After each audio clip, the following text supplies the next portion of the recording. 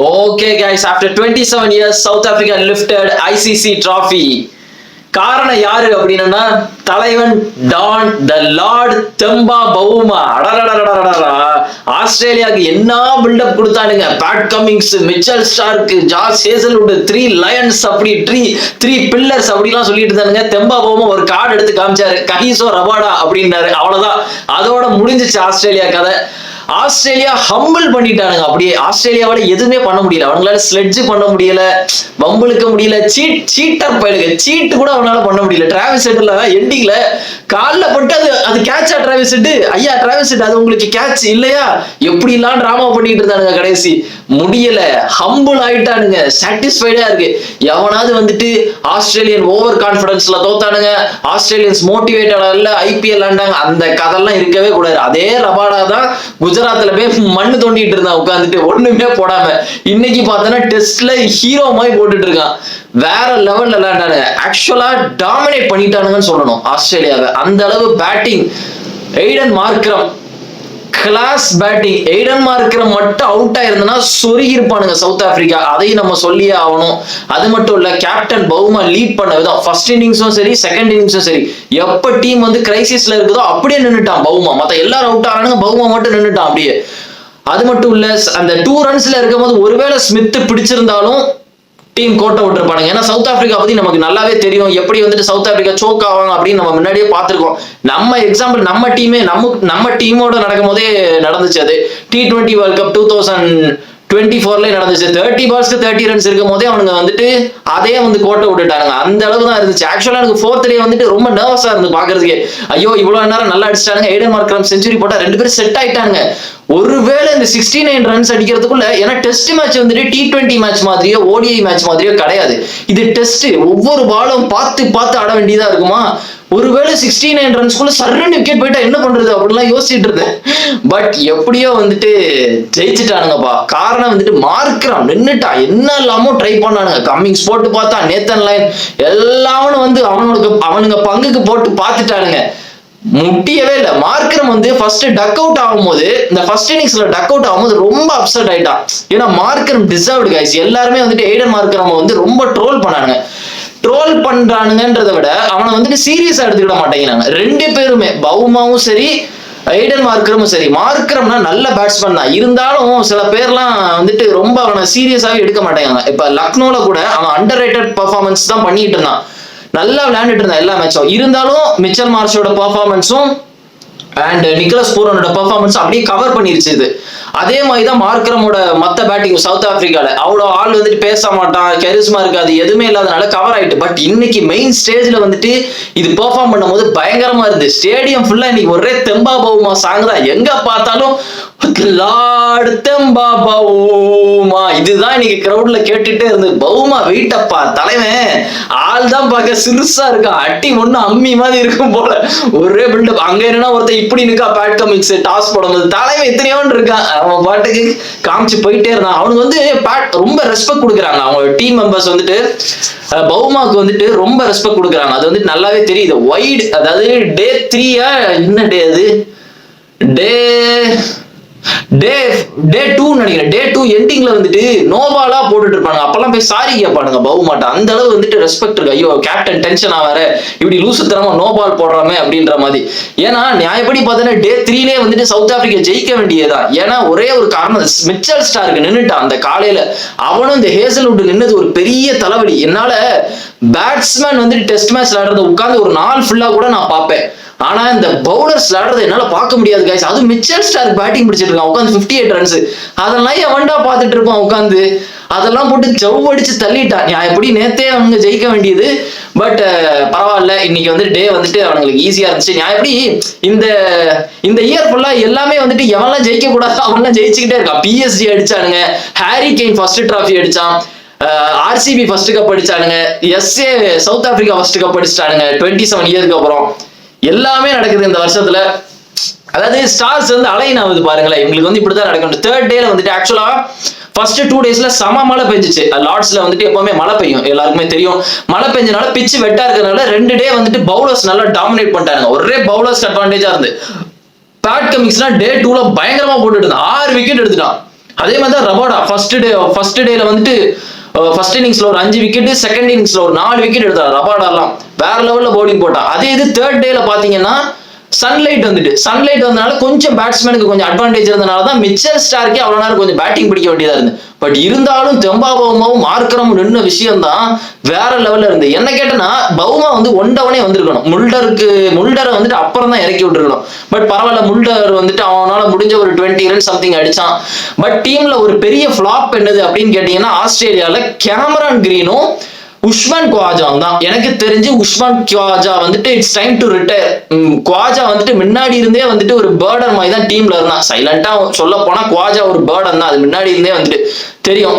அவன் வந்துட்டு எனக்கு தெரிஞ்சு கொஞ்சமாவது டீசெண்டா விளாண்டதுன்னா 2023 இந்த ஆஷஸ்ல மட்டும் ஒரு செஞ்சுரி அடிப்பான். அந்த ஃபர்ஸ்ட் மேட்ச் நினைக்கிறேன். எஸ், அந்த ஃபர்ஸ்ட் மேட்ச்ல செஞ்சுரி அடிப்பான்.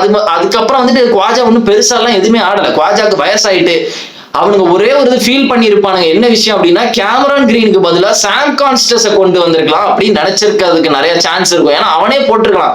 தேவையில்லாம கேமரான் கிரீனை போட்டு அவன் ஒண்ணுமே ஆடல. கேமரான் கிரீன் 4 ரன் அடிச்சான், டக் அவுட். இன்னொரு மேட்ச் ஒரு 4 அடிச்சுட்டு அவுட் ஆயிடும். டக்குன்னு போயிடுறான், வர்றான் போறான்.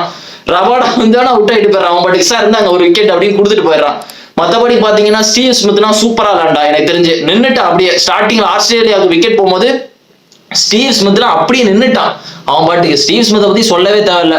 எப்பெல்லாம் பிரச்சனையே நின்றுட்டான். பட் டிராவிஸ் ஹெட் ஃபிளாப் ஆயிட்டான். எல்லாம் டிராவிஸ் ஹெட் அடி பொழக்க போறான். இந்தியாவோட பொழந்தா இன்னைக்கு பொழப்பான் அப்படின்னாங்க. எதுவுமே பொழக்கல.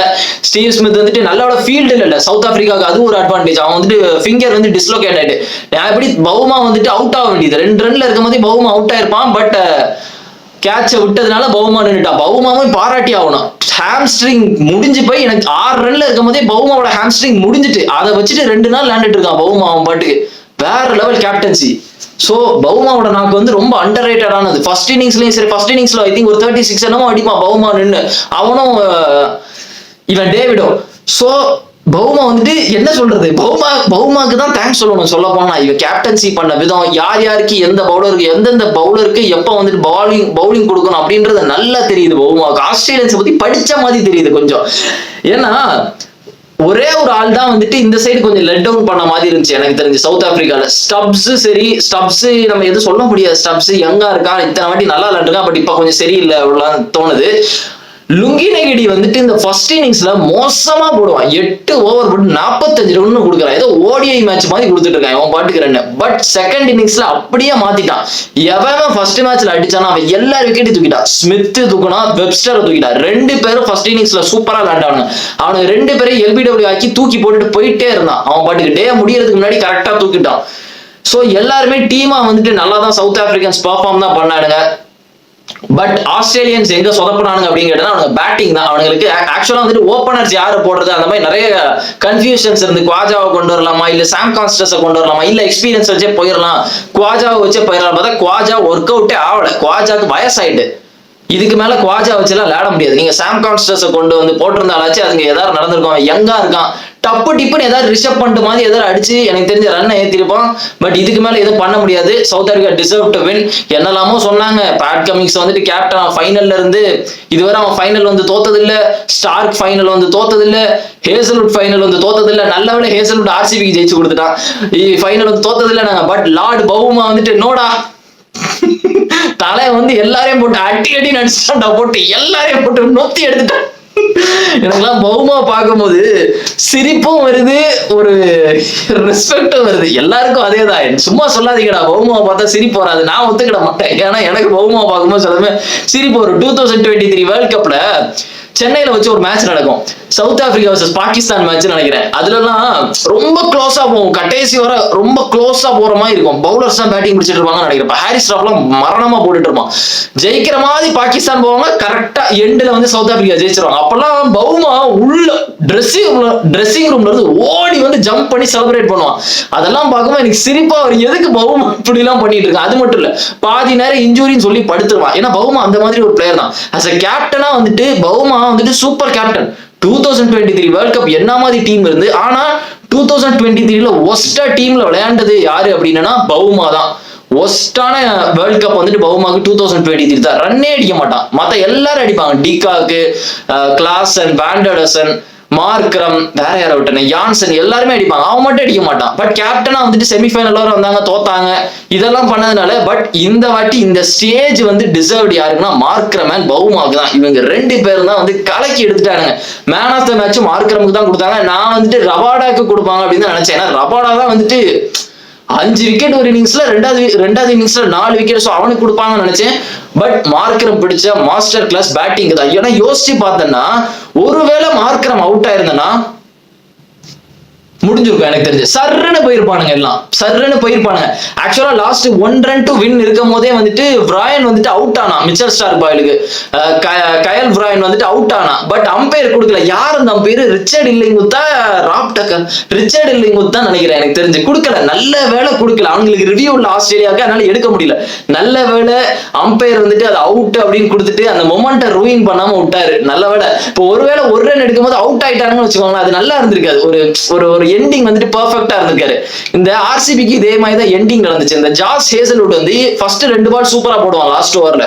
மீதி ஃபர்ஸ்ட் 2 பால் சூப்பரா போட்டோன்னா மேட்ச் முடிஞ்சிடும். எல்லாரும் என்ஜாய் பண்ண ஆரம்பிச்சிருவானுங்க. ஓகே, சும்மா ஒரு 4 லூஸ் பால் போடுவான். அந்த டைம்ல வந்து சஷாங்க் சிங் வந்து அடிக்க ஆரம்பிச்சிருவான். சோ அது பார்க்க எப்படி ஆயிரும் அப்படின்னா, சஷாங்க் சிங் இருந்திருந்தா ஜெயிச்சிருப்பான், 200 பால் கிடைச்சிருந்தா அப்படின்ற மாதிரி ஆயிருக்கும். என்ன பொறுத்தவரை ஹேசல்வுட் டீசெண்டா அந்த ஓவர் போட்டு முடிச்சிருக்கணும் ஆர்சிபிக்கு. அதுதான் ஒரு 18 வருஷம் கழிச்சு அடிக்கிறானுங்க. வெயிட்டா முடிக்க வேண்டாம், ஒரு டாட் பால் வச்சு இல்ல விக்கெட் வச்சு முடிக்க வேண்டாம், லூஸ் பால் போட்டு அவனை வந்து அடிக்க விட்டுட்டு இருந்தான். ஸோ அதே மாதிரி இந்த மேட்ச்ல வந்துட்டு அம்பையர் வந்து இல்ல, இந்த மொமெண்ட்டை நீங்க வந்து டிஸ்ட்ராய் எல்லாம் பண்ணக்கூடாது, சவுத் ஆப்பிரிக்கா மொமெண்ட் தான் அப்படின்ற மாதிரி. சவுத் ஆப்பிரிக்கன் ஃபேன்ஸ் எல்லாம் செம்ம ஹாப்பியா இருந்தாங்க. 2024 T20 வேர்ல்ட் கப் ஃபைனலுக்கே வந்து வெஸ்ட் இண்டீஸ்ல நல்ல ஃபேன்ஸ் வந்தானுங்க, சவுத் ஆப்பிரிக்கால இருந்து நல்லா வந்தாங்க வெஸ்ட் இண்டீஸ்க்கு. பட் தோத்துட்டானுங்க. பட் இந்த வாட்டி இந்த டெஸ்ட் ஆஸ்திரேலியாவை டெஸ்ட்ல அடிக்கிறது சாதாரணமா இல்ல. சில பேர் வந்துட்டு ஆஸ்திரேலியா தோத்த வைத்தறிச்சல்ல வந்துட்டு இதெல்லாம் ஒரு இது அப்படின்னு. டேய், ஆஸ்திரேலியாடா, இதே ஆஸ்திரேலியா தான் இந்தியாவை வந்துட்டு டிராவிஸ் ஹெட் 160 அடிச்சா, ஸ்மித் ஒரு 100 போட்டா, இந்தியாவை மண்ணக்க வச்சானுங்க. அதே ஆஸ்திரேலியாவை வெயிட் காமிச்சு சவுத் ஆப்பிரிக்கா அடிச்சிருக்காங்க. கிட்டத்தட்ட எல்லாருமே வந்துட்டு யாருமே எதிர்பார்க்கல, அண்டர் டாக்ஸா தான் வந்தானுங்க சவுத் ஆப்பிரிக்காவே அண்டர் டாக்ஸா தான் வந்தானுங்க. நம்ம முன்னாடியே வந்துட்டு அடிக்கடி சொன்னேன், நம்ம அந்த ஐபிஎல் நடக்கும் போதே சொன்னேன், எனக்கு ஏதோ பவுமா அடிச்சுட்டு போறான்னு தோணுது. எல்லாம் வந்துட்டு ஐபிஎல் நொட்டிக்கிட்டு இருக்கானுங்க, அங்க சைலண்டா பவுமா பிராக்டிஸ் பண்ணிட்டு இருக்கான் அப்படின்னு. என்ன இந்த ரபாடா பையன் மட்டும் எதுக்கு குஜராத்ல அலைஞ்சிட்டு இருந்தான்னு தெரியல. திடீர்னு பார்த்தா காணாம போயிருவான், கொக்கைன் அடிச்சுட்டு. திடீர்னு பார்த்தா குஜராத்ல அலைஞ்சிட்டு போட்டு, நீ ஏன்டா இங்கே அலையிற, நீ அங்க போய் பிராக்டிஸ் பண்றா, நீ ஏன்டா இங்க அலைஞ்சிட்டு இருக்க, இங்கதான் பவுலிங் ஒழுங்கா போட மாட்டேங்கிறீங்க, அங்க போய் ரெட் பால் பிராக்டிஸ் பண்ணு நினைச்சிட்டு இருந்தோம். பட் அதுக்கேற்ற மாதிரி பவுலிங் போட்டா. நான் கூட சவுத் ஆப்பிரிக்கா பவுலிங்ல என்னப்பா இருக்கு அப்படி, ரபாடா மட்டும்தான் இருக்கு, அவங்க என்னத்தை யான்சன் வச்சுட்டு ரபாடா வச்சுட்டு எல்லாம் போட்டுட்டு இருக்க போறாங்க, அதுவும் இல்லாம ரபாடா ஒழுங்கா போட மாட்டேங்கிறானே இப்பெல்லாம் அப்படின்னு நினைச்சிட்டு இருந்தேன். பட் மாஸ் காமிச்சிட்டு போயிட்டா ரபாடாக்கு திணறானுங்க எல்லாம், அங்க பேட்ஸ்மேன் பயப்படுறானுங்க. ஏன்னா கம்பேர் பண்ணி பார்க்கும் போது ஓவராலா இந்த பேக்ல வந்துட்டு ரபாடா தான் டேஞ்சரஸான பவுலர். நிறைய பேர் பேட் கமிங்ஸ்னு முட்டு கொடுத்துட்டு இருப்பாங்க. பேட் கமிங்ஸ் பிடிக்கும், ஆள் பார்க்க ஹேண்ட்ஸமா இருக்கான், டாலா இருக்கான், அதனால பேட் கமிங்ஸ் கொடுப்பானுங்க சில பேர். பட் ஆக்சுவலா டேஞ்சரஸ் பவுலர் கமிங்ஸோட ரபாடா தான் ரொம்ப டேஞ்சரஸான பவுலர். உன்னுடைய வீக்னஸை மட்டும் ரபாடா கண்டுபிடிச்சான்னு வச்சுக்கோங்க, புளியாம விட மாட்டான் தான் ரபாடா. வேற லெவல்ல போட்டாங்க. ஸோ சவுத் ஆப்பிரிக்கா இந்த மாதிரி ஒரு பிக் ஸ்டேஜ் தான் அவனுக்கு வேணும். இந்த மாதிரி ஒரு டெஸ்ட் மேட்ச் லார்ட்ஸ்ல வச்சு நடக்குது, பர்ஃபெக்டான வின் அவனுங்களுக்கு. So they deserved it. அதாவது கிட்டத்தட்ட எத்தனை வருஷம், 1998ல வந்துட்டு குறிஞ்சி கேப்டனா இருக்கும் போது வந்து சாம்பியன்ஸ் டிராஃபி வின் பண்ணாங்க. ஆக்சுவலா ஃபர்ஸ்ட் சாம்பியன்ஸ் டிராஃபி அவங்க தான் வின் பண்ணாங்க. அது வந்துட்டு நாக் அவுட் டிராஃபி அப்படின்னு சொல்லுவாங்க. என்ன பொறுத்தவரை அது சாம்பியன்ஸ் டிராஃபி மேன், என்னை பொறுத்தவரை அது சாம்பியன்ஸ் டிராஃபி. அப்ப அவங்களுக்கு செம கேப்டன் இருந்தாங்க, ஹென்ரிக் குறிஞ்சி கேப்டனா இருந்தாங்க. ஆனா அவர் இறந்துட்டாரு. மேட்ச் பிக்சிங்லாம் பண்ணி கிரிக்கெட்ல இருந்து பேன் பண்ணாங்க. அதுக்கப்புறம் 2002ல அவர் வந்துட்டு பிளைன் கிராஷ்ல வந்து இறந்துட்டாரு அவரு. பட் செம கேப்டன். பட் அந்த ஃபர்ஸ்ட் மேட்சை வேணா போய் கூட பாருங்க. சாம்பியன்ஸ் டிராஃபியோட ஃபர்ஸ்ட் மேட்ச் வந்துட்டு எங்க நடந்துச்சு, பங்களாதேஷ்னு நினைக்கிறேன், பங்களாதேஷ் தான் ஹோஸ்ட் பண்ணாங்கன்னு நினைக்கிறேன். West Indies versus south Africa தான் ஃபைனல் நடக்கும். Super final guys. அதெல்லாம் வந்துட்டு ஃபர்ஸ்ட் டோர்னமெண்ட்ல இப்படி ஒரு ஃபைனல் அப்படின்ற மாதிரி இருக்கு. வெஸ்ட் இண்டீஸ்ல ஒரு பிளேயர் வந்துட்டு 100 எல்லாம் போடுவாரு, எனக்கு பேர் சரியா ஞாபகம் வரல, 100 போடுவாரு. இருந்தாலும் சவுத் ஆப்பிரிக்கா விட மாட்டாங்க, வேற லெவல்ல வின் பண்ணி ஃபர்ஸ்ட் சாம்பியன்ஸ் டிராஃபி அடிப்பாங்க. அதுக்கப்புறம் இப்ப அடிச்சிருக்கானுங்க ஆஸ்திரேலியாவை அடிச்சு. இந்த டைம்ல எந்த டீமா வந்துட்டு சவுத் ஆப்பிரிக்கா அடிச்சாலும் சீரியஸா எடுத்துருக்க மாட்டாங்க. வேற எந்த டீம் இந்தியாவை கூட எடுத்துக்கோங்க. இப்ப இந்தியாவை சவுத் ஆப்பிரிக்கா அடிச்சுட்டுனா எல்லாரும் எப்படி தெரியுமா சொல்லுவாங்க, இந்தியா சோக் ஆயிட்டு அப்படின்னு தான் சொல்லியிருப்பாங்க. இந்தியா தானே சோக் ஆயிட்டாருங்க அப்படின்ற மாதிரி தான் சொல்லியிருப்பாங்க. பட் ஆஸ்திரேலியாவை அடிச்சா அப்படி வராது. ஆஸ்திரேலியாவே அடிச்சிட்டாங்களோ, அதுவும் டெஸ்ட்ல ஆஸ்திரேலியா அடிக்கிறது ஈஸிலாம் கிடையாது. பட் அடிச்சிட்டானுங்க. ஆனா இந்த ஸ்டார் ஸ்போர்ட்ஸ்க்கு ஒன்னே ஒன்னு சொல்லிக்கிறேன், என்ன இப்போ உங்களுக்கு பிரச்சனை?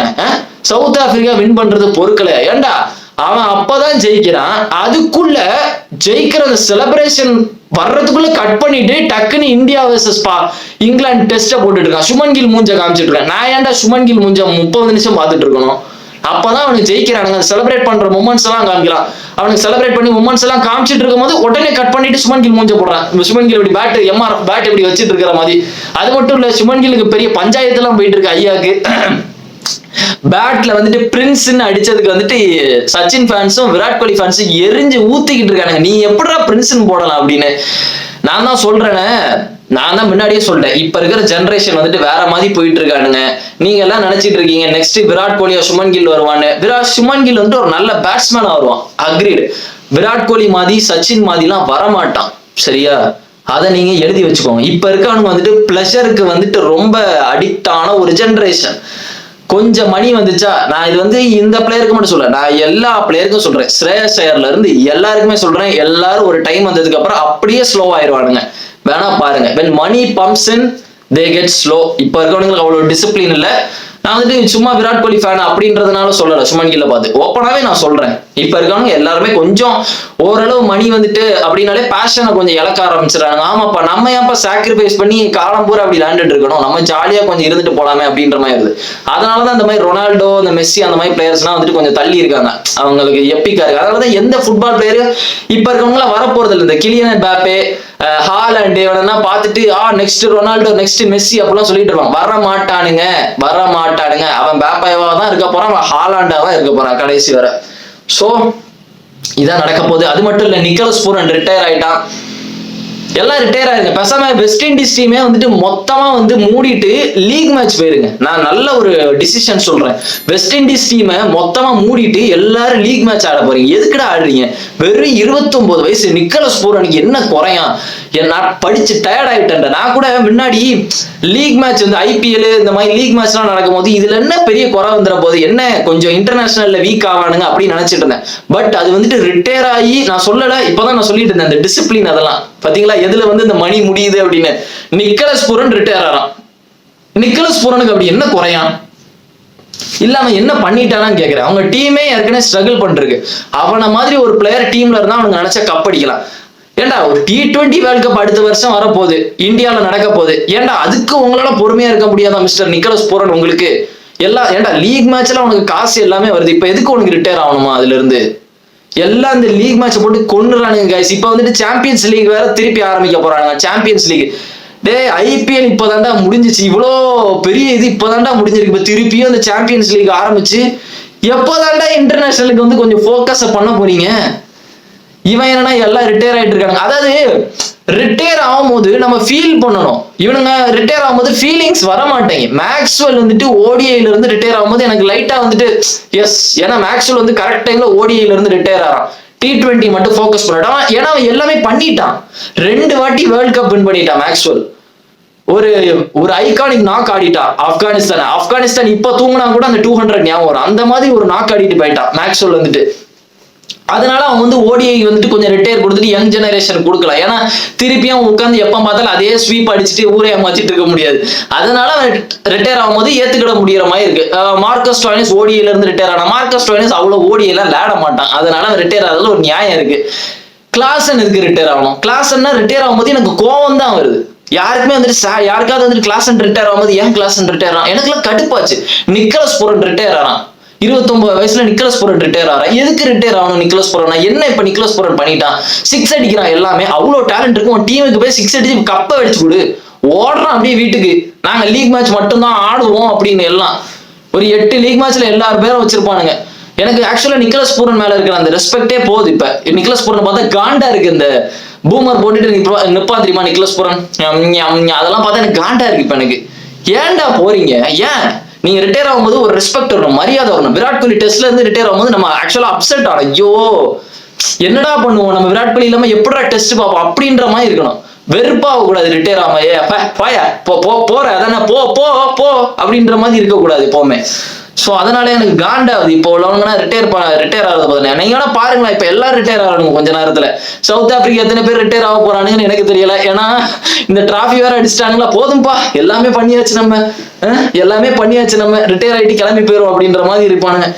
ஏபிடி வில்லியர்ஸ்னா கிட்டத்தட்ட உயிரே கொடுத்துட்டா சவுத் ஆப்பிரிக்காவுக்கு. அவன் வந்துட்டு அங்க ஆர்சிபிக்கு வந்துட்டு சப்போர்ட் பண்றதுலயும், சவுத் ஆப்பிரிக்கால வந்து ஸ்டேடியத்துல சப்போர்ட் பண்றதுலயும் தப்பே இல்லை. ஏன்னா அவன் அவ்வளவு பண்ணியிருக்கான். அவ்வளவு பண்ணி அவன் வந்துட்டு ரிட்டையர் ஆகும்போது நமக்கு எல்லாருக்குமே இந்தியன்ஸே வந்து வருத்தப்பட்டாங்க, ஏபிடி வில்லியர்ஸ் ரிட்டையர் ஆகுது, இன்னும் இருந்திருக்கலாமே அப்படின்ற மாதிரி. அந்த மாதிரி இருக்கணுமே. இப்ப இருக்கவனுங்க எல்லாம் டப்புன்னு ரிட்டையர் ஆகி எங்க தான் போவானுங்கன்னு தெரியல. இதுக்கு காரணம் வந்து லீக் மேட்ச் தான். ஏன்னா லீக் மேட்ச்ல இந்த மாதிரி ஐபிஎல் இந்த மாதிரி பிரான்ச்சைஸ் 30 பிரான்ச்சைஸ் இருக்கு. இதுல அவ்வளவு காசு வருது. ஹார்ட் ஒர்க்கே அவங்க அவ்வளவு பண்ண தேவையில்ல. ஜாலியா வந்து சும்மா அடிக்கலாம். டொமஸ்டிக் பவுலரை போட்டு ஒரு 7-8 6 அடிச்சேன்னா பெரிய ஆளுமா இருக்கும். அதான் விராட் கோலி சொன்னா தெரியுமா, நீ டெஸ்ட்ல ஆடுறியா, நீ வந்துட்டு என்னுடைய ரெஸ்பெக்ட வந்து நான் வந்து உனக்கு தர்றேன் அப்படின்ற மாதிரி. அதுதான் உண்மை. டெஸ்ட் தான் ரியல் கிரிக்கெட். எவனுமே ஆட மாட்டான் டெஸ்ட். ஆனா கஷ்டம் இல்ல. சூரியகுமார் யாதவ் வெயிட்டா இருக்கான, சீனா இருக்கான, டெஸ்ட் ஆட சொல்லுங்க பார்ப்போம். ஐயாவால ஓடியே விளாட முடியல. ஐயாவால T20னா எல்லாம் ஈஸியா அடிச்சுட்டு போயிடலாம். அங்க ஏன் வந்துட்டு நான் சொல்றேன் தெரியுமா, ஏபிடி வில்லியர்ஸ் வேற சூரியகுமார் யாதவ் வேற அப்படின்றதுக்கு வந்து இதுதான் ஒரு எக்ஸாம்பிள். ஏபிடி வில்லியர்ஸ் வந்து என்ன இன்னிங்ஸ் வேணாலும் ஆடுவான். அவனால டெஸ்ட்ல டிஃபனும் பண்ணி ஆட முடியும். ஒரு 200 பாலுக்கு ஒரு 40 ரன் கூட அடிக்க முடியும். இல்ல அதே ஒரு 40 பால்ல ஒரு 100 கூட அடிக்க முடியும் டிவிலியர்ஸால. டெஸ்ட் ஆடுவான், T20 ஆடுவான், ஓடிஐ ஆடுவான், அதே மாதிரி 360 எல்லா ஆங்கிளையும் ஆடுவான். பட் சூரியகுமார் T20ல மட்டும்தான் அதை ஆடுவான். அதனாலதான் ஏபிடி வில்லியர்ஸ் ஃபேன்ஸ் வந்து இன்னும் அடிச்சுட்டு இருக்காங்க, எப்படிடா சூரியகுமார் வந்துட்டு ஏபிடி வில்லியர்ஸ் ஆவான் அப்படின்னு. ஏன்னா ஏபிடி வில்லியர்ஸ் எல்லா ஃபார்மேட்லயும் விளையாடுறான். சூரியகுமார் ஒரே ஒரு ஃபார்மேட்ல மட்டும்தான் ஆடுறான். டெஸ்ட்னா விளையாண்டுக்கிட மாட்டான். ரெட் பால் அவனை விளையாட சொல்லுங்க பாப்பா. இப்படிலாம் அடிச்சுட்டு இருக்க முடியாது உட்காந்து எல்லா மேட்ச்லாம். கண்டுபிடிச்சிருவானுங்க ஈஸியா, தம்பி இப்படி போட்டாதான் அடிக்க போறேன், நான் ஸ்லோ பால் போடுறேன் அப்படின்னு. ஸோ அந்த மாதிரி ஆயிரும். ஸோ ஆக்சுவலா எனக்கு ஏபிடி வில்லியர்ஸ் காமிச்சுக்கிட்டே இருந்தானுங்களா, அதனாலதான் எனக்கு இது ஞாபகம் வந்துச்சு. அது மட்டும் இல்ல, எல்லாமே ரிட்டையர் ஆகிட்டே இருக்கா. இப்ப என்ன பண்ணணுமா, எல்லாம் ரிட்டையர் ஆகிறாங்க. அஸ்வின் ஆனதுக்கு வந்துட்டு ஒரு நியாயமான இது இருக்கு. அஸ்வின் வந்து எல்லாமே பண்ணிட்டாரு. மேபி அவருக்கு வந்து டீம்ல வந்துட்டு இடம் கொடுக்காத மாதிரி பண்றாங்க அப்படின்னு எனக்கு தோணுச்சு. ஏன்னா கம்பீர் உள்ள வந்துட்டு சில இதெல்லாம் பண்ணிட்டு இருக்காரு. எனக்கு தெரியுது கம்பீர் என்ன பண்ண ட்ரை பண்றாரு அப்படின்னு. சும்மா வந்துட்டு லைட்டா அந்த ஹர்திக் பாண்டியா மாதிரி கம்பீர் பண்ணிட்டு இருக்காரு. தான் உள்ள இருக்கிறத வந்து எல்லாருக்கும் தெரியணும் அப்படின்னு காட்டிட்டு இருக்காரு. ஐயா அதுக்காண்டிலாம் நீங்க வந்து எல்லாத்தையும் மாத்தணும் அப்படின்னு நினைச்சீங்கன்னா வேலைக்கே ஆகுது. பட் பார்ப்போம். எல்லாமே வந்துட்டு இந்த இங்கிலாந்து வெர்சஸ் இந்தியால தான் எல்லாமே இருக்க போகுது. உண்மையிலே சுமன் கில் ஒரு நல்ல கேப்டனா, டீம் வந்துட்டு எப்படி இந்தியா வந்து அடிப்பானுங்களா அப்படின்னு. ஏன்னா இங்கிலாந்தோட பவுலிங் லைனப் வந்து ரொம்ப மண்டு மாதிரி தான் இருக்கு சொல்ல போனா. இந்தியா பவுலிங் லைனப் சூப்பரா இருக்கு. ஆனா இந்தியா வந்துட்டு எக்ஸ்பீரியன்ஸ் கிடையாது அவ்வளோ. இந்த டீம் வந்து அதாவது ஒரு T20க்கு வந்துட்டு எல்லா சின்ன பசங்களை போட்டு அனுப்பிடலாம். இப்ப நம்ம யங் ஜெனரேஷன் எப்படி ஆடுறானுங்க சூரியகுமார் கேப்டன்சில T20 சும்மா அசால்ட்டா ஆடுவாங்க. ஆனா டெஸ்ட்டுக்கு வந்து எக்ஸ்பீரியன்ஸ் ரொம்ப முக்கியம். அவனுங்க டீம்ல எக்ஸ்பீரியன்ஸ், அப்படிப்பட்ட எக்ஸ்பீரியன்ஸ் வச்சிருக்காங்க. ஜோ ரூட்டு, டக்கெட்டு, பென் ஸ்டோக்ஸ், வேற யாரு, போப்பு, இந்த மாதிரி எக்ஸ்பீரியன்ஸான ஆளா வச்சிருக்கானுங்க. அது அவனுங்க இடத்துல வச்சு அடிக்கிறது ரொம்ப கஷ்டம். நம்மளே வந்துட்டு கஷ்டப்பட்டு டிரா பண்ணி ஒரு வின் வந்து இப்படி தான் விளையாண்டுட்டு இருந்தேன் காலங்காலமா. இப்ப உண்மையிலே சுமன் கில்ல கேப்டனா போட்டு, சுமன் கில் வந்து நல்ல பிளேயர் தான். எனக்கு சுமன் கில்ல பிளேயரா பிடிக்கும் ரொம்ப. ஆனா எனக்கு இந்த அவனை ஃபோர்ஸ் பண்றாங்க நம்ம மேல. எனக்கு அதுதான் எனக்கு பிடிக்க மாட்டேங்குது. இந்த ஃபோர்ஸ் பண்ற எனக்கு பிடிக்கவே மாட்டேங்குது. இப்ப இருக்கவனுங்க வந்து இந்தியா வந்துட்டு இந்த ஸ்டாரை பார்த்தே பழகிட்டானுங்க. ஒரு இங்கிலாந்து, ஆஸ்திரேலியா அந்த மாதிரி எடுத்துக்கிட்டீங்கன்னா அவங்க கிரிக்கெட் பார்க்க ஸ்டேடியம்க்கு வருவானுங்க. இந்தியாவில் மட்டும்தான் ஒரு இண்டிவிஜுவல் பிளேயரை பார்க்க வருவாங்க. டோனியை பார்க்கறதுக்கோ, சச்சினை பார்க்கறதுக்கோ, விராட் கோலி பார்க்கறதுக்கோ, ரோஹித் சர்மா பார்க்கறதுக்கோ, இந்த மாதிரி ஒரு ஸ்பெசிபிக்கான இண்டிவிஜுவலை பார்க்கறதுக்கு வரானுங்க. அவனுக்கு கிரிக்கெட்டை பார்க்க வரல. ஏன்னா இந்தியன்ஸ்க்கு வந்து கவர்மெண்ட்டுக்கு இந்த பிசிசி இவனுங்க எல்லாருக்குமே தெரியும்.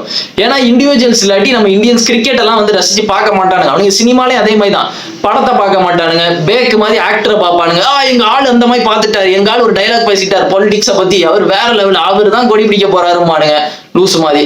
அதனால முக்கிய வந்துட்டு சிமோன் கில்ல நம்ம மேல தள்ளுற மாதிரி இருக்கு. ஐயா பிடிங்க, இவரு தான் ஸ்டாரு, நான் சொல்றேன் வாயை தர, சுமன் கில் வாயில தள்ளுறான் பாரு அப்படின்னு பிடிக்கிற மாதிரி இருக்கு.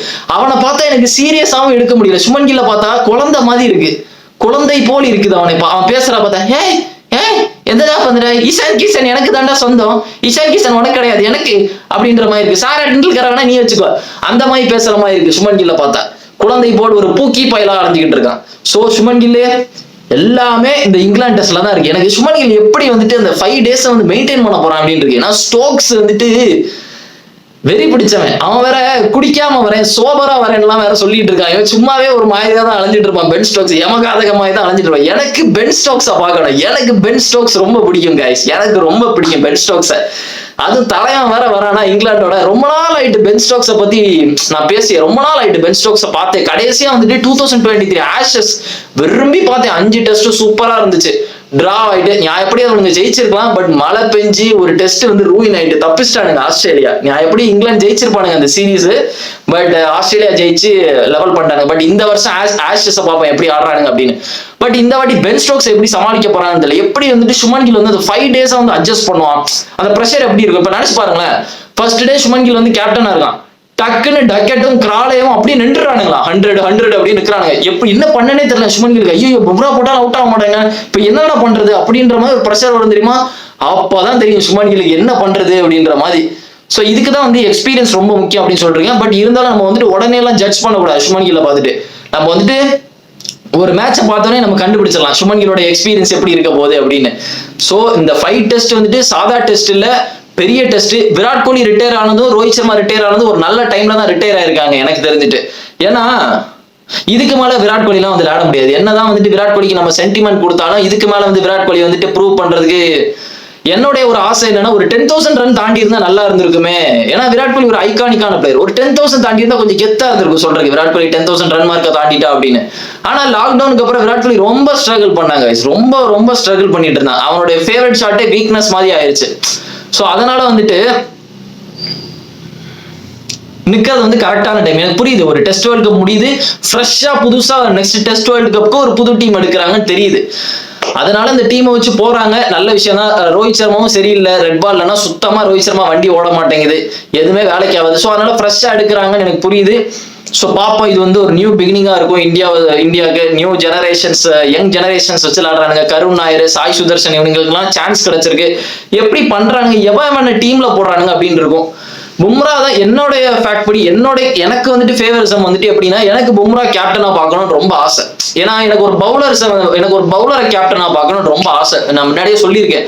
ஆனா பும்ராவால கேப்டன் ஆக முடியாது. ஏன்னா மெயின் ரீசன் ஒர்க் லோட் அதிகமா இருக்கும் பும்ராக்கெல்லாம். அவனுக்கு சும்மாவே இன்ஜுரி வந்துகிட்டே இருக்கும். இவனை கேப்டன் ஆக்கி இவனே எல்லா ஓவரும் போட்டோன்னா இவன் முதுகு உடஞ்சிரும், அதுக்கப்புறம் இவன் ஹாஸ்பிட்டல்ல தான் கிடப்பான், அப்புறம் வேஸ்டா போயிடும். அதனாலதான் எனக்கு தெரிஞ்சு சுமன் கில் மாதிரி ஒரு பேட்டரை வந்து கேப்டனா கொடுத்துருக்காங்கன்னு தெரியுது. ஸோ பாப்போம் கைஸ், என்ன இவனுங்க வந்துட்டு இங்கிலாந்து வர்சஸ் இந்தியா எனக்கு வந்து ரொம்ப இன்ட்ரெஸ்டிங்கா இருக்கு. இப்போ வந்துட்டு எனக்கு தெரிஞ்சு இது ஒரு சூப்பர் டெஸ்ட் வேர்ல்ட் கப். இந்த சவுத் ஆப்பிரிக்கா வர்சஸ் ஆஸ்திரேலியா ரொம்ப சாட்டிஸ்ஃபைங்கா இருந்து, ஒன் சைடா போகல, அதுதான் எனக்கு நிம்மதியா இருந்துச்சு. ஏன்னா Australia versus India test world cup வந்துட்டு டெஸ்ட் சாம்பியன்ஷிப் வந்துட்டு ரொம்ப ஒன் சைடடா போச்சு. டிராவிஸ் ஸ்மித்தும் சாப்பிட்டானுங்க, அவனுங்க அடிக்கும் போதே எனக்கு தெரிஞ்சுட்டு கண்டிப்பா இந்தியா தோத்துருவானுங்க அப்படின்னு. விராட் கோலினா நிற்க மாட்டான்னு எனக்கு தெரியும் முன்னாடியே. ஆனா இந்த மேட்ச் அப்படி இல்லை, ரோலர் கோஸ்டர் மாதிரி தான். அவனுங்க ஒரு 5 விக்கெட் எடுத்தா, இங்க பேட் கமிங்ஸ் ஒரு 6 விக்கெட், இவனுங்க டக் அவுட் ஆனா அவனும் டக் அவுட் ஆறான், மாறி ஒரு 3 நாளுக்குள்ள ஐயோ இவன் ஜெயிப்பானா அப்படின்னு இருந்ததுனால ஒரு way நல்லா இருந்துச்சு. ஏன்னா இந்த மேட்ச் வந்துட்டு சுவாரஸ்யமா இருக்கணும் அப்படின்னா சவுத் ஆப்பிரிக்கா வின் பண்ணா மட்டும்தான் இருக்கும். ஆஸ்திரேலியா வின் பண்ணா எல்லாம் நார்மல் மாதிரி தான், ஆஸ்திரேலியா வின் பண்ணிருப்பா, அதான் தெரிஞ்ச விஷயம் தானே அப்படின்ற மாதிரி இருக்கும்.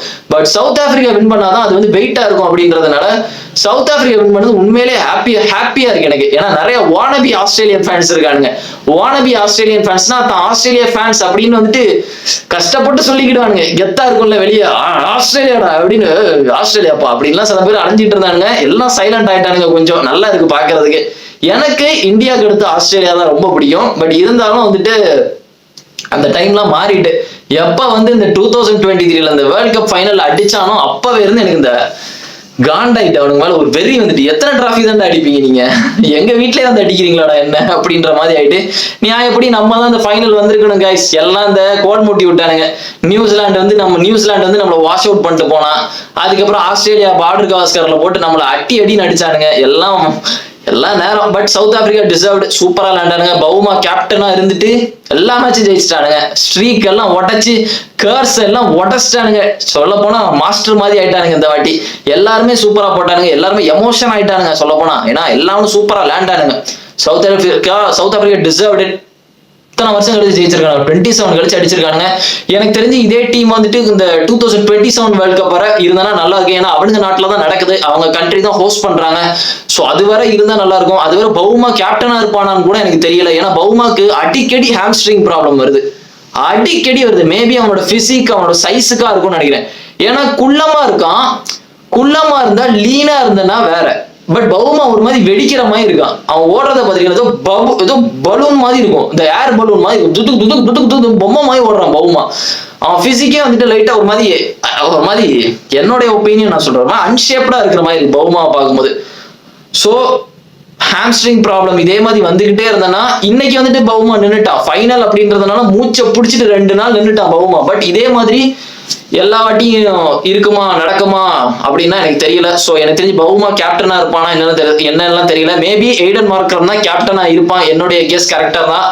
மார்க்ரம் இந்த மாதிரி ஒரு ஸ்டேஜ் கண்டிப்பா தேவை விக்டரிக்கு. ஏன்னா மார்க்ரம் வந்து எல்லாருமே மறந்துடுறானுங்க அவனை. இந்த கிருஷ்ணமாச்சாரி சீக்கான்னு ஒருத்தர் இருக்காரு, அதெல்லாம் சும்மா மார்க்ரம் கரிச்சு கூட்டிட்டே இருப்பாரு. என்ன பண்ணிருக்கா மார்க்ரம், என்ன பண்ணிருக்கா மார்க்ரம்னு. எல்லாருக்குமே தெரியும் மார்க்ரம் அண்டர் ரேட்டட்னு. இவருக்கு மார்க்ரம் பிடிக்கலன்னு மார்க்ரம் அடிச்சு தள்ளிடுவாரு. இதே மாதிரிதான் ஸ்ரேயஸ் ஐயர் முன்னாடி அடிச்சு கொட்டிட்டு இருந்தாரு. இந்த IPL ஆரம்பிக்கிறதுக்கு முன்னாடியா சாம்பியன்ஸ் டிராஃபிக்கு ஸ்குவாட் எடுக்கிறதுக்கு முன்னாடி ஸ்ரேயஸ் ஐயர் கரிச்சு கொட்டிட்டு இருந்தாரு உட்காந்துட்டு. ஸ்ரேயஸ் ஐயர் எதுக்கு இருக்கான், அவெல்லாம் எதுக்கு இருக்கான்.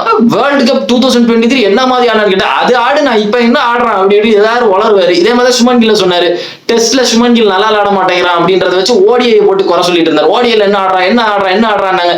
சாம்பியன்ஸ் டிராஃபில செம்ம அடி அடிச்சானுங்க போட்டு. அதுக்கப்புறம் என்ன பண்றது. சோ அதனால மார்க்ரம் டிசர்வ்டு. பவுமா வேற லெவல். கொஞ்ச நாளைக்கு பவுமா டாபிக்கா தான் இருக்க போது.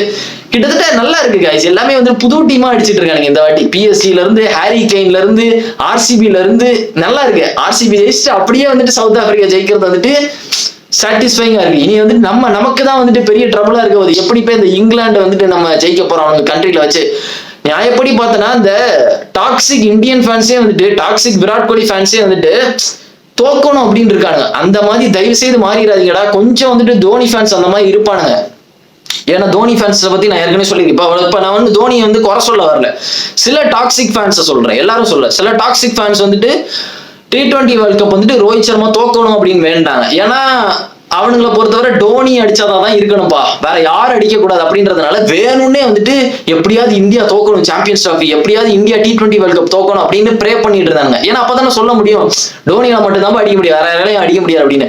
அவனுங்களுக்கு பிடிக்கல ரோஹித் சர்மா வந்துட்டு கப் அடிக்கிறது. அதே மாதிரிதான் இப்ப இங்கேயும் இவனுக்கு வந்துட்டு சுமன் கில் கேப்டனா இருக்கிறது பிடிக்கல. இப்பவே வந்துட்டு ஒரு மாதிரி ஒன் சைடடா பேச ஆரம்பிக்கிறானுங்க இந்தியன்ஸே வந்துட்டு. இந்த மாதிரி தான் இந்தியன்ஸ் இருக்கக்கூடாது. எவன் பிடிக்கலையோ பிடிக்குதோ, எனக்கு சுமன் கில் பிடிக்கலையா, ஆனா நான் இந்தியாவுக்கு தான் சப்போர்ட் பண்ணேன், இந்தியா ஜெயிக்கணும் அப்படின்றது. அவன் ட்ரபிள் பண்ண சுமன் கில் நல்லா விளையாடல குறை சொல்லுவேன், நல்லா விளையாண்டா பாராட்டுவேன், அப்படிதான் பேசணும். அதுக்காண்டி வந்துட்டு எனக்கு விராட் கோலி பிடிக்கும் அதனால நல்லாவே விளையாடக்கூடாது. இப்போ ஒருவேளை திடீர்னு டோனி வந்து இந்தியன் டீம்ல ஜாயின் பண்ணிட்டா டோனி மட்டும் டக் அவுட் ஆகணும் ஆனா இந்தியா ஜெயிக்கணும் அப்படின்னா நான் ஒரு புண்டாமவன், புரியுதா? டோனி இப்ப இந்தியன் டீம்ல இருக்காருன்னா நான் இந்தியா ஜெயிக்கணும் அப்படின்னு தான் நினைப்பேன். சோ இந்த மாதிரி தான் இருக்கணும். ஆனா இவனுக்கு வந்துட்டு ரொம்ப பேடா இருக்கானுங்க. இந்தியா தோக்கணும், சுமன் கில் கேப்டன்சி இந்தியா தோக்கணும். ஏன்னா பேட்ல வந்து பிரின்ஸ்னு போட்டிருக்கான், பூலுன்னு போட்டிருக்கான். அதெல்லாம் தேவையில்லாதது. அவன் போட்டுட்டு போறான், என்னமோ பண்றான். நான் தான் சொல்றேன், இந்த ஜெனரேஷன் வந்துட்டு டோட்டலா வேற மாதிரி இருக்காங்க. They are full of himself. எல்லாருமே வந்துட்டு தன்னைத்தானே வந்துட்டு இது பண்ணிட்டு இருக்காங்க. முன்னாடி எல்லாம் வந்துட்டு நம்ம பட்டத்தை கொடுப்போம், காட் ஆஃப் கிரிக்கெட் நம்ம கொடுப்போம், விராட் கோலி வந்துட்டு கிங் நம்ம சொன்னோம். அவங்க வந்து வேண்டாம் அப்படின்ற மாதிரி சொல்லிட்டு இருந்தாங்க. இப்பெல்லாம் அவனுங்களே அவங்களுக்கு வச்சுக்கிறானுங்க, அவனுங்களுக்கு ஒரு பேர் வச்சுக்கிறானுங்க. ஹர்திக் பாண்டியா அவனுக்கே ஒண்ணு வந்துட்டு தன்னை ஒரு இது மாதிரி காட்டிக்கிறான், ஸ்ரேயஸ் ஐயர் அவனே ஒரு இது மாதிரி காட்டிக்கிறான். எல்லாருமே வந்துட்டு தன்னைத்தானே வந்துட்டு காட்டிக்கிறானுங்க. நம்மள்ட்ட இருந்து கேட்கறதோட நான் இப்படி அப்படின்னு சொல்லிட்டு இதை ஏத்துக்கங்க அப்படின்றானுங்க. அதுதான் இப்ப இருக்கவங்க இருக்காங்க, அதை எதுவும் மாத்த முடியாது. இப்ப இருக்கிறவங்க எல்லாருமே அப்படிதான் இருக்காங்க. சோ கிரிக்கெட் கொஞ்சம் வேற மாதிரி போயிட்டு இருக்கு. கொஞ்சம் இந்த பிரான்சைஸ் எல்லாம் கொஞ்சம் கம்மி பண்ணிட்டு வந்தா நல்லா இருக்கும். இந்த லீக் மேட்சஸ் எல்லாம் கொஞ்சம் கம்மி பண்ணா எனக்கு தெரிஞ்சு நல்லா இருக்கும். அவனுங்களே எது பண்ண முடியாது கைஸ். ஏன்னா நம்ம வந்து லீக் மேட்சஸ் கம்மி பண்ணா நல்லா இருக்கும்ன்றோம். நிறைய பேர் கிரிக்கெட் விளையாடுற அந்த ஆசையே இல்லாம இருக்கவங்களுக்குன்னா ஒரு சான்ஸ் கிடைக்கிற மாதிரி போயிருது. இப்ப வந்துட்டு ஒருத்தனுக்கு வந்து டேலண்ட் இருக்கு அப்படின்னா அதை காமிக்கணும்ன்ற ஒரு இடம் இருக்கும்ல, அதை வந்துட்டு அந்த லீக் மேட்ச் வந்து உருவாக்கி கொடுத்துருது. அதனால வந்துட்டு நம்மளால எதுவும் சொல்லவும் முடியல. ஆமாப்பா இப்ப டிஎன்பிஎல் இருக்கு, எதுக்கு டிஎன்பிஎல் இருக்குது, அது இருக்கிறதுனால நமக்கு வந்துட்டு இன்னொரு பிளேயர் விளையாட மாட்டேங்கிறாங்க அப்படின்னா, அப்போ அந்த தமிழ்நாடு பிளேயருக்கு அவனுக்குன்னு ஒரு ஆசை இருக்குல்ல, கிரிக்கெட் விளையாடுற ஆசை எல்லாம் வந்துட்டு இந்த டிஎன்பிஎல் தான் நிறைவேற்றி கொடுத்துட்டு இருக்கு. அப்ப போய் நம்ம சொல்ல முடியாதுல, அவன் முன்னாடி போயிட்டு எதுக்கு டிஎன்பிஎல் வைக்கிறாங்க, இதனால இன்டர்நேஷனல் அடி வந்து நம்மளால சொல்ல முடியாது. ஏன்னா அவனும் வந்துட்டு ஆசை இருக்கு, அவனும் கிரிக்கெட் விளையாண்டுட்டு இருக்கான். அதனால ஒவ்வொரு இதுவும் ஒவ்வொரு மாதிரி இருக்கிறதுனால நம்மளால வந்துட்டு ஓப்பனா அப்படி பேச முடியல. ஆனா என்ன பொறுத்தவரை தயவு செய்து இந்த சாம்பியன்ஸ் லீகை மட்டும் கொஞ்சம் கொண்டு வரக்கூடாதுன்னு தோணுது. ஏன்னா ஐபிஎல்லே தகட்டுற மாதிரி இருக்கு. 2.5 மாசம் வச்சு தள்ளிட்டானுங்க. வேர்ல்டு கப்போட பெருசா ஐபிஎல் நடந்துட்டு இருக்கு, அந்த அளவு பெருசா இருக்கு. வீடியோ போடுற எனக்கே வந்துட்டு நடுவில் பிரேக் எடுத்துட்டு எக்ஸாஸ்ட் ஆகணும் அப்படின்ற மாதிரி இருக்குன்னா பிளேயர்னா என்ன ஆவானுங்க? அதாவது ஒரு வருஷத்துல வந்துட்டு ஒரு ஐபிஎல் நடந்தாதான் வந்துட்டு நல்லா இருக்கும். திருப்பி திருப்பி அது வந்து அந்த டைம்ல நல்லா இருந்து, அந்த டைம்ல அந்த சாம்பியன்ஸ் லீக் எல்லாம் பார்க்கும்போது நல்லா இருக்கு. இந்த ட்ரினிடியன் டொபாகோஸ், வேற என்னது நியூ சவுத் வேல் ப்ளூஸ்னு ஒரு டீம் இருக்கும். காட்டு பயலகமா இருப்பானுங்க நியூ சவுத் வேல் ப்ளூஸ்ல, மரட்டுத்தனமா இருப்பானுங்க அந்த டீம்ல. டேவிட் வார்னர்ல இருந்து ஏபி டிவிஸ்ல இருந்து எல்லாமே அந்த டீம்ல தான் இருப்பானுங்க. கொடூர பயலுக. அதெல்லாம் ஆர்சிபி போட்டு புரட்டி எடுப்பானுங்க ஒரு டைம். வேற ஏதோ ஒரு டீம் சிஎஸ்கே வந்துட்டு அந்த டீமோட கன்ஃபார்மா தோத்துருவானுங்க. என்ன டீம்? ட்ரினிடியன் டொபாகோஸ்னு ஒரு டீம் இருப்பானுங்க. என்னதான் வந்தாலும் சிஎஸ்கே அந்த டீமோட தோத்துருவாங்க. வேற ரெட் பேக்ஸ் நிறைய டீம் இருக்கும் guys, அந்த மாதிரி சூப்பரான டீம்ஸ்லாம். அதெல்லாம் அந்த டைம்ல பார்க்கும்போது இருந்துச்சு. அதை வந்து அதோட முடிச்சிருங்க. லாஸ்ட் எப்ப ரைனா செஞ்சுரி போட்டு முடிச்சான், பவன் இன்னைக்கு 5 விக்கெட்டு, கம்பீர் அந்த 80யோட அடிச்சு முடிச்சாரு, அதோட முடிச்சிருங்க. திருப்பி அதை எடுத்துட்டு வந்து ஒரு வருஷத்துல அது 2 வாட்டி பார்த்தனா அந்த கிக்கே போயிடும், பிரான்சைஸோட கிக்கே போயிடும். ஒரு வருஷத்துல ஒரு வாட்டி அந்த சீசன் ஃபுல்லா வச்சு முடிச்சிருங்க. திருப்பியும் கொண்டு வந்து அதை அங்க நடத்தி இங்க நடத்தி வேண்டாண்டா போதும்டா. சரி வச்சிங்கன்னா வைங்க, எதுவும் சொல்றதுக்கு இல்லை. ஏன்னா இப்ப கண்டிப்பா வைக்கதான் பார்ப்பானுங்க. ஏதாவது ஒரு கேப் கிடைச்சா சொருவதான் பாக்குறானுங்க. முன்னாடிலாம் வந்துட்டு வேர்ல்ட் கப் வந்துன்னா ரொம்ப நாள் தள்ளி தான் வரும். ஒரு நல்ல எக்ஸாம்பிள் 2016 வேர்ல்ட் கப் எப்படி இருந்துச்சு. பிராத்வைட் வந்துட்டு பென் ஸ்டோக்ஸ் பால்ல ஒரு 4 6 அடிச்சு முடிப்பான். அதுக்கப்புறம் T20 வேர்ல்ட் கப் எப்போ வந்துச்சு? 2021ல வந்துச்சு. சாம்பியன்ஸ் டிராஃபி எப்போ வந்துச்சு? 2017ல நடந்துச்சு. பாகிஸ்தான் நம்மளை போட்டு புரட்டி எடுத்தாங்க. அதுக்கப்புறம் எப்போ வந்துச்சு? இந்த வருஷம் வருது. இந்த மாதிரி தான் முன்னாடி இருந்து. ஆனா இப்ப வந்து வாரத்துக்கு வாரம் ஒரு கப்பா வச்சுட்டு இருக்காங்க. ஏதாவது ஒண்ணு கப்பை வச்சு அந்த ஐசிசிக்கான ட்ரெண்டே குறையிற மாதிரி போயிருது. ஏன்னா அந்த அளவு நம்ம கிரிக்கெட்டும் பாக்குறோம், அதுவும் சொல்லணும். எதுவும் சொல்றதுக்கு இல்லை. பட் பார்ப்போம் இங்கிலாந்து டெஸ்ட்ல வந்து இந்தியா எப்படி பெர்ஃபார்ம் பண்றாங்கன்னு. சுமன் கில் நல்லா பண்ணுவானா, நல்லா பண்ண மாட்டாங்க. என்ன பொறுத்தவரை ஸ்ரேயஸ் ஐயர் எடுத்துருக்கணும் டீம்ல. அது மட்டும் தான் என்னுடைய ஒரு ஒப்பீனியனா இருந்துச்சு. ஏன் அவன் எடுக்கல? அவன் வந்து நல்லா தான் பெர்ஃபார்ம் பண்றான், புரியுது அவன் டெஸ்ட் விளையாடல அப்படின்னு. But he deserved. சான்ஸ் கொடுத்துருக்கணும். எனக்கு தெரிஞ்சு அவனுக்கு கொடுத்துருக்கலாம் அப்படின்னு தான் தோணுது. கொடுத்துருந்தா எனக்கு தெரிஞ்சு அவெல்லாம் பெர்ஃபார்ம் பண்ணியிருப்பான். ஸ்ரேயஸ் ஐயரை பொறுத்தவரை அவன் பிராக்டிஸ் பண்ணல, இந்த ஃபார்ம்ல விளையாடல அப்படிலாம் கிடையாது. அவனை எங்க விட்டாலும் விளையாட போறான். அதனால எனக்கு தெரிஞ்சு ஸ்ரேயஸ் ஐயர்கிட்ட கொடுத்துக்கலாம்னு தோணுது. நெக்ஸ்ட் ரெட் பால் கேப்டன் எனக்கு தெரிஞ்சுட்டு ஒயிட் பால் கேப்டன் எனக்கு தெரிஞ்சுட்டு ரோஹித் சர்மா எடுத்து ஸ்ரேயஸ் ஐயரா தான் இருக்கும்னு நினைக்கிறேன் மேக்ஸிமம். ஆனா எப்படி கொண்டு போறாங்கன்னு தெரியல. ரோஹித் சர்மா 2027 வேர்ல்ட் கப்க்கு வந்துட்டு ஸ்ரேயஸ் கேப்டனா இருப்பானா, ரோஹித் சர்மா கேப்டனா இருப்பானான்னு எனக்கு தெரியல. ஏன்னா ரோஹித் சர்மா ரொம்ப கஷ்டப்படுறான் ஃபிட்னஸ்க்கு, அதை ஒத்துக்கிட்டு தான் ஆகணும். என்னதான் இருந்தாலும் ரோஹித் சர்மா ரொம்ப கஷ்டப்படுறான். இந்த மேபி இந்த அப்கமிங் ஓடிஐஸ் வருது ஃபியூச்சர்ல, அதுல பார்ப்போம் எப்படி பெர்ஃபார்ம் பண்றாங்க. பட் இன்றைய டே வந்துட்டு சவுத் ஆப்பிரிக்காவுக்கு தான். சவுத் ஆப்பிரிக்கா எல்லாம் ஜாலியா என்ஜாய் பண்ணுங்க. ஆஸ்திரேலியன்ஸ் ஹம்பிள்ட் ஆயிட்டாங்க. அது வந்து ஒத்துக்கிட்டே அவனை தோக்கல. They got humbled. அதான் சொல்ல போனோம். அவனால எதுவுமே பண்ண முடியல, ஸ்லெட்ச் பண்ண முடியல, விக்கெட் எடுக்க முடியல, ப்ரெஷரை போட்டு என்ன பண்ணனே தெரியல. அவனை டென்ஷன் ஆயிட்டானுங்க சொல்ல போனா. அந்த அளவு ஆஸ்திரேலியன் பேட்ஸ்மேன் வந்துட்டு டாமினேட் பண்ணிட்டாங்க. பவுலர்ஸும் சரி ரெஸ்பெக்டே கொடுக்கல. ரபாடால இருந்து எல்லாம் ரபாடாலாம் ஆட்டிடியூட் காமிச்சிட்டு இருந்தான் உட்காந்துட்டு. விக்கெட் எடுத்துட்டு அவன் பாட்டு ஃபிளைட் அடிச்சிட்டு இருக்கான் உட்காந்து, மாஸ் காட்டிட்டு இருந்தான். ஸோ ஆஸ்திரேலியா மாதிரி ஒரு டீம் அடிச்சுட்டு சவுத் ஆப்பிரிக்கா வின் பண்றதுதான் வெயிட்டா இருக்கும்.